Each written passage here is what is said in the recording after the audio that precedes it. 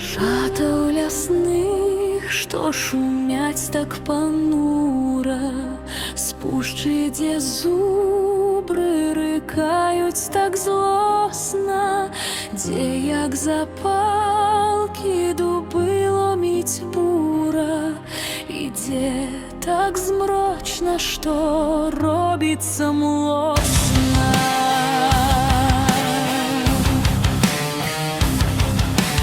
Вийшла дівчина з-під темного голля, твар яє белий, ніби папера, стан яє стройний, ніби тополя, а волоси ніби збожжя під ветром.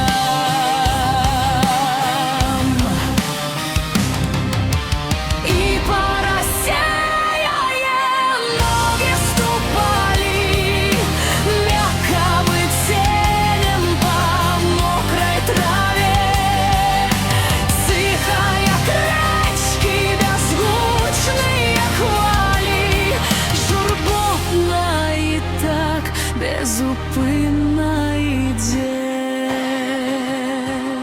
студню знайшла і схилилась над йою, сльози текли по твари дівочим, текли, мішались з холодною водою, а студня йой глядела в очі.